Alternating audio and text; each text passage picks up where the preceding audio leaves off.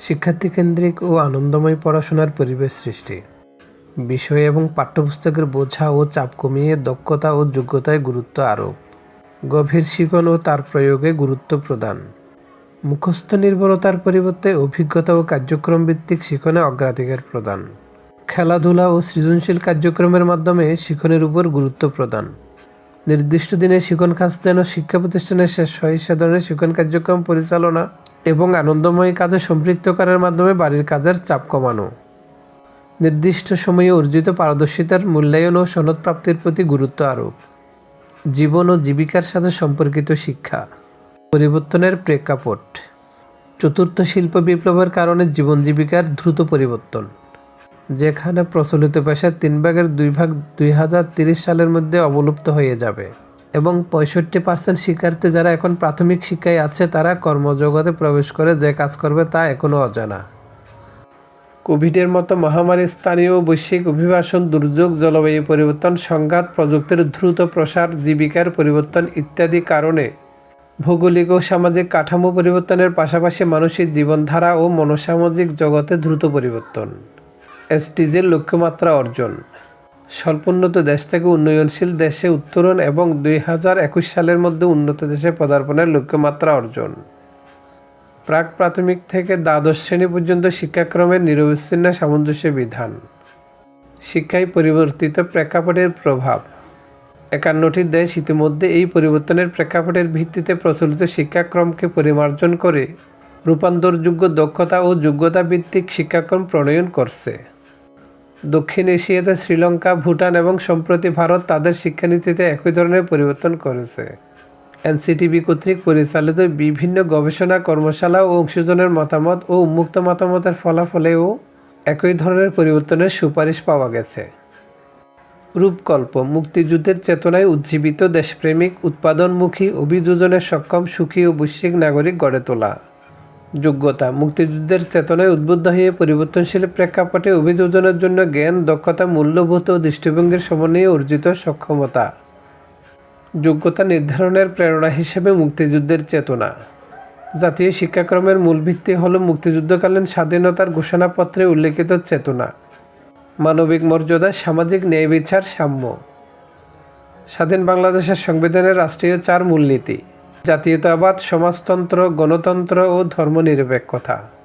দক্ষতা, শিখতে শেখার দক্ষতা, সূক্ষ্ম চিন্তন, সৃজনশীল চিন্তন, সমস্যা সমাধান। ব্যক্তিগত ক্ষমতায়নের দক্ষতা, স্ব-ব্যবস্থাপনা, সিদ্ধান্ত গ্রহণ, যোগাযোগ। ব্যবহারিক ও সামাজিক দক্ষতা, জীবন ও জীবিকার দক্ষতা, সহযোগিতা, বিশ্ব নাগরিকত্ব। মৌলিক দক্ষতা, মৌলিক সাক্ষরতা, ডিজিটাল সাক্ষরতা। জ্ঞান, বিষয়ভিত্তিক জ্ঞান, আন্তঃবিষয়ক জ্ঞান, বিষয়ভিত্তিক বিশেষ জ্ঞান, পদ্ধতিগত জ্ঞান। দৃষ্টিভঙ্গি, নিঃসম্পর্কে ধারণা, ইতিবাচক সামাজিক রীতি সম্পর্কিত বিশ্বাস, আত্মবিশ্বাস। মূল্যবোধ, দেশপ্রেম, সম্প্রীতি, পরমত সহিষ্ণুতা, শ্রদ্ধা, সংহতি, শুদ্ধাচার, বৈচিত্র্যের প্রতি সহমর্মিতা। মূল যোগ্যতা: 1. অন্যের মতামত ও অবস্থানকে সম্মান ও অনুধাবন করে প্রেক্ষাপট অনুযায়ী নিজের ভাব, মতামত যথাযথ মাধ্যমে সৃজনশীলভাবে প্রকাশ করতে পারা।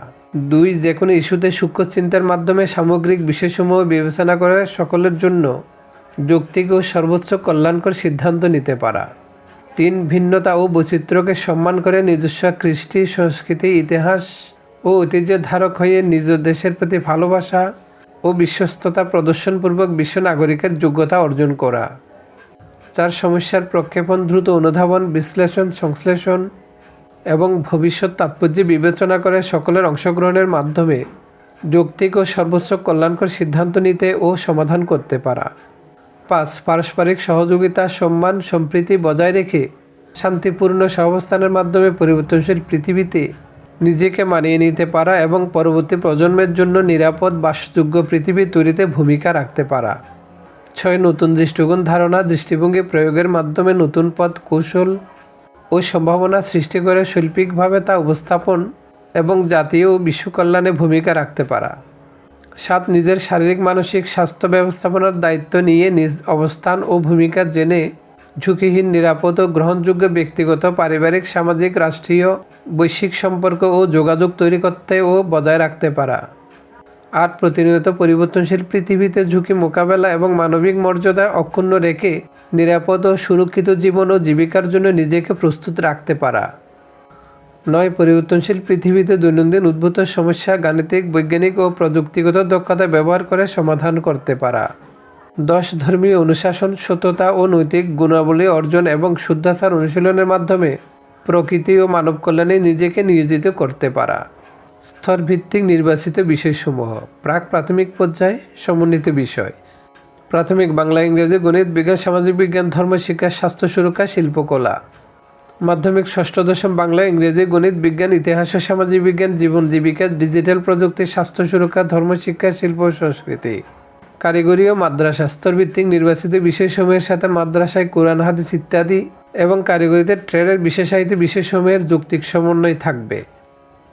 মাধ্যমিক একাদশ ও দ্বাদশ: আবশ্যিক বিষয় 3টি, নির্বাচনিক বিষয় যে কোনো 3টি। শিক্ষার্থীর আগ্রহ অনুযায়ী বিষয় তালিকা থেকে যে কোনো 3টি বিষয় নেওয়ার সুযোগ থাকবে।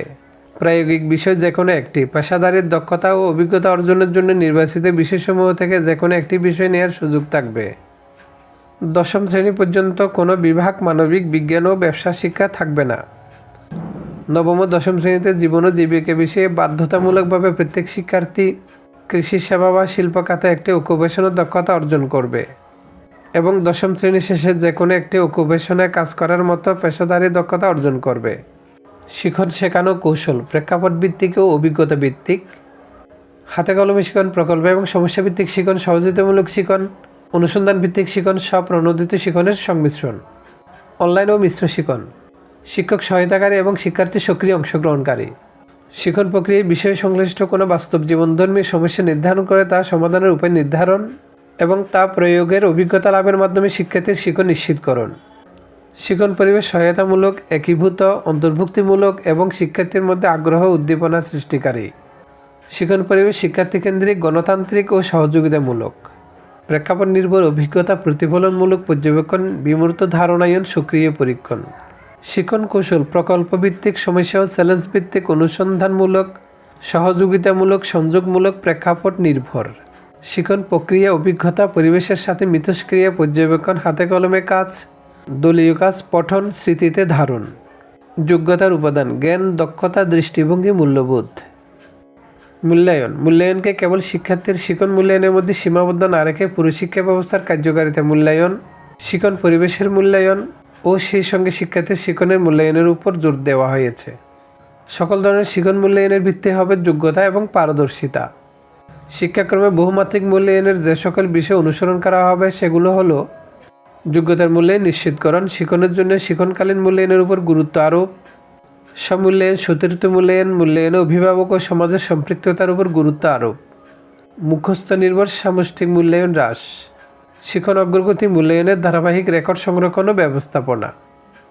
স্তরভিত্তিক মূল্যায়ন কৌশল: প্রাথমিক শিখনকালীন মূল্যায়ন, প্রথম তৃতীয় শ্রেণীর শিখনকালীন মূল্যায়ন, চতুর্থ দশম শিখনকালীন ও সামষ্টিক মূল্যায়ন, মাধ্যমিক সমাপনী মূল্যায়ন, দশম শ্রেণীর শেষে শিখনকালীন ও সামষ্টিক মূল্যায়নের সমন্বয়।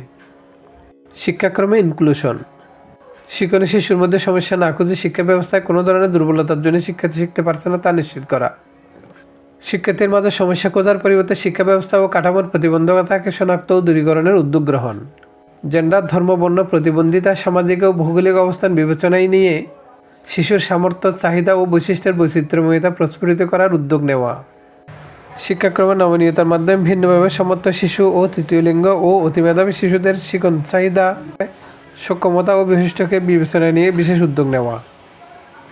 শিক্ষাক্রম রূপরেখায় প্রস্তাবিত মূল পরিবর্তনসমূহ: সাপ্তাহিক ছুটি 2 দিন প্রবর্তন, দশম শ্রেণী পর্যন্ত সকলের জন্য 10টি বিষয়, অভিজ্ঞতা ভিত্তিক শিখন কার্যক্রম, বিদ্যালয়, পরিবার ও সামাজিক পরিসরে অনুশীলন, শিখনকালীন মূল্যায়ন, শিখনকালীন ও সামষ্টিক মূল্যায়নের সমন্বয়ে দশম শ্রেণীর শেষে মাধ্যমিক সমাপনী মূল্যায়ন। পরীক্ষার চাপ কমানোর জন্য একাদশ শ্রেণীর শিক্ষাক্রমের ভিত্তিতে একাদশ শ্রেণীর শেষে এবং দ্বাদশ শ্রেণীর শিক্ষাক্রমের ভিত্তিতে দ্বাদশ শ্রেণীর শেষে উচ্চ মাধ্যমিক সমাপনী মূল্যায়ন। নবম ও দশম শ্রেণীতে প্রত্যেক শিক্ষার্থীর জন্য কৃষি, সেবা বা শিল্প খাতের একটি অকুপেশনের উপর পেশাদারি দক্ষতা অর্জন বাধ্যতামূলক।